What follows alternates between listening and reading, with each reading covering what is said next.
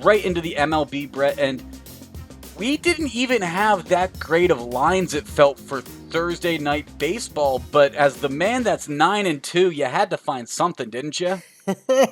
Hey, Higgins, I would have felt bad if I didn't keep the hot. I didn't at least attempt to keep the hot streak going. So you know what? I guess I'm betting on Jeff Hoffman and the Cincinnati Reds on Thursday. What I wanted was JT Brubaker and the Pirates. We didn't have a line out, but I think he's got a good matchup. He's pitching really well right now, Higgins. They're playing the Tigers. Urena not pitching well. Those are the probable starters in that one while I'm looking at it. But again, no line. So where do we go?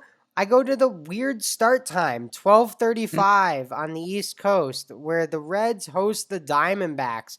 I think that's going to be really early for the Diamondbacks. Although uh, we saw a weird start time the other day, and it affected the Chicago White Sox a lot. Did not affect the Red Sox at all.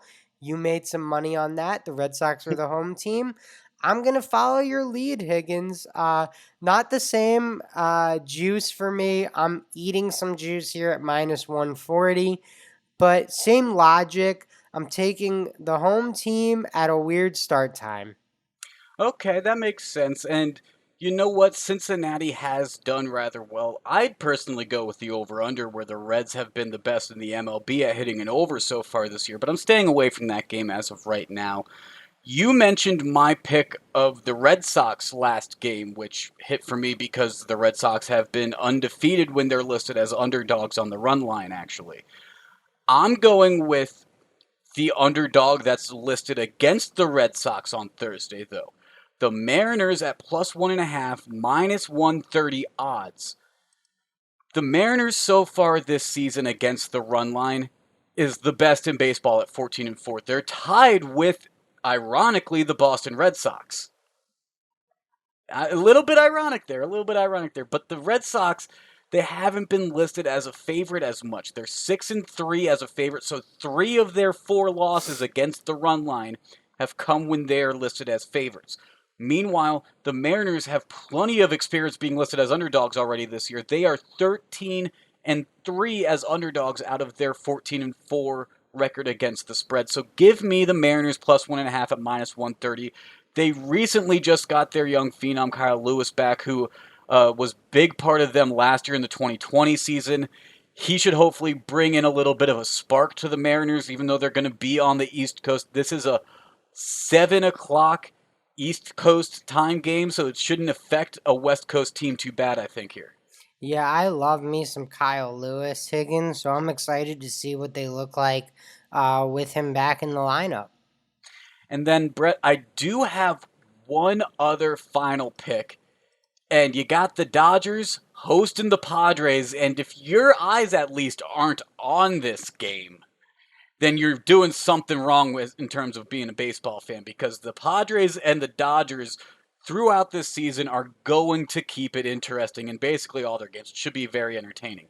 And the Dodgers at home against the spread, they are 6-0. Now, I understand we are talking about very small sample sizes. It's the beginning of the season in the MLB, but we're starting to get enough data that you can start using this. So while it's not my entire decision that's influencing these, it is a principal basis of why I am, is the data. But let's look at who is starting on the mound for these two teams. We have Ryan Weathers on the mound for the San Diego Padres. Great start so far, 1-0, but ERA under 1. And then we have Walker Buehler, who's 1-0 with a 2-run ERA. I'm going to take Buehler here. You kidding me? I'm taking Buehler. He's got much more experience on the mound in some of these bigger pressure situations against tougher teams like this. This is where Weathers' ERA should probably come back down to reality a little bit, facing a Dodgers team at home like this. So give me the Dodgers minus 1.5 at plus 115, because like I said, they're 6-0 at home on the run line. And you're getting plus 115 odds with Buehler on the mound. It just seems like simple logic to me. Yeah, I mean, they also played over the weekend, Higgins. Dodgers take 2 out of 3. Dodgers win both those games by more than a run, so you got to be feeling pretty good. And those were in San Diego, by the way. Yeah, exactly. So I mean, you just look, the Dodgers preseason win total, Higgins, was in the 100s. It wasn't there by accident. This is a team that, in all reality, could chase down the single season win record this year. I don't know what the number is, but the Mariners have that. From the early 2000s, late 90s, it was A-Rod, it was Griffey, Edgar Martinez. 116 wins in 2001 by the Mariners. Yep, Yeah, that was a talented team. That was a yeah, very really good talented team. team. Really good team. So, if the Dodgers want to go for that, they can. They probably won't want to go for it, but Dodgers are that good, Higgins. And if you want to go for that record, these games in April matter. All 162 games really matter if you're trying to go and break a record of 116 wins. That's a very tough record to break.